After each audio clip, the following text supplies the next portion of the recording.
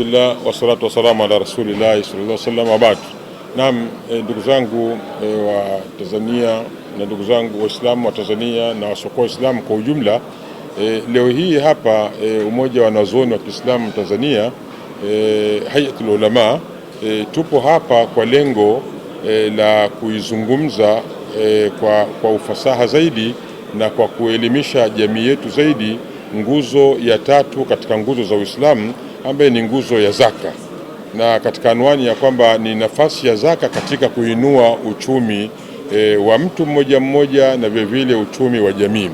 Nafahamu kwamba zaka kwa utaratibu wa Uislamu jinsi ulivyoweka ndio kitu pekee ambacho kinaweza kikanyanyua haraka sana ama kuondoa kabisa yani umaskini na vile kunyanyua uchumi wa kila mtu. Kwa hiyo zaka kuzungumzwa katika sura hii ni muhimu sana, kwa sababu utaratibu wa zaka ama zaka kama zaka imekaa katika maeneo mengi sana.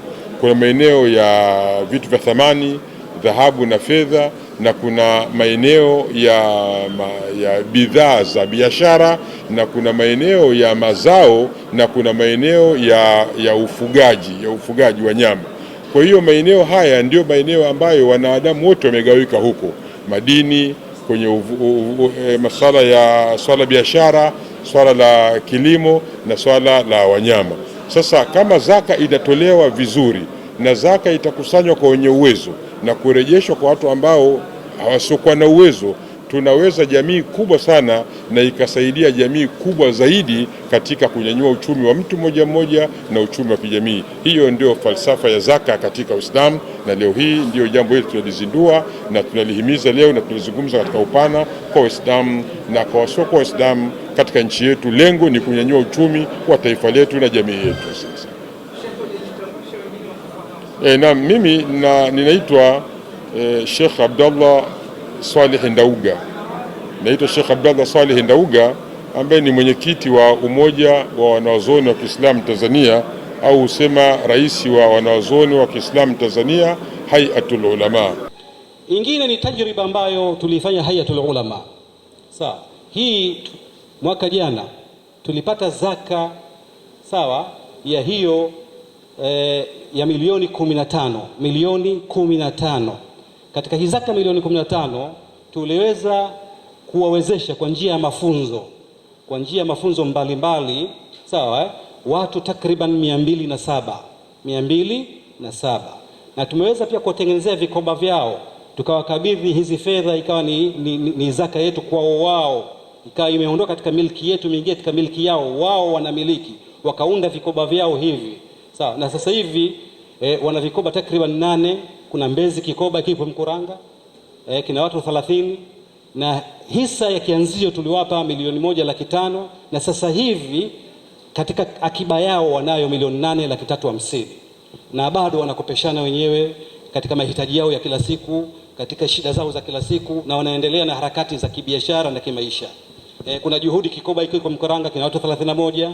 Hawa tuliowezesha kukwapa milioni 1,550,000, na sasa hivi baada ya kipindi zaidi ya mwaka sasa karibu mwaka wana milioni 2,150,000, na wao ni kikoba ambacho kinafanya kazi, wanaweka akiba zao na wanafaidika na kikoba chao.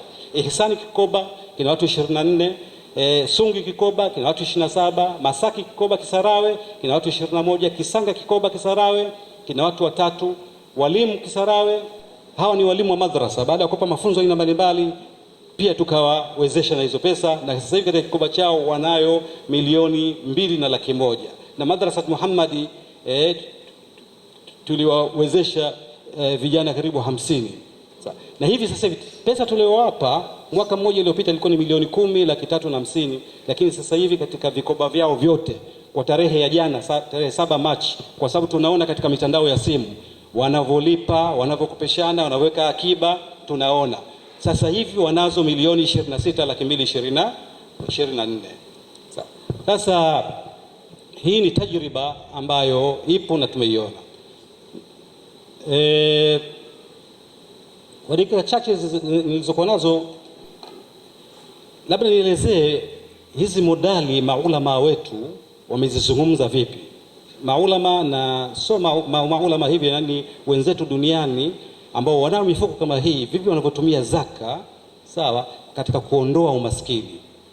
Sheikh Salum Awadhi amezungumza vizuri kabisa kuonyesha kwamba vipi Ahua waliweza kufanya mabadiliko makubwa duniani na wengine, lakini vipi wanavyofanya.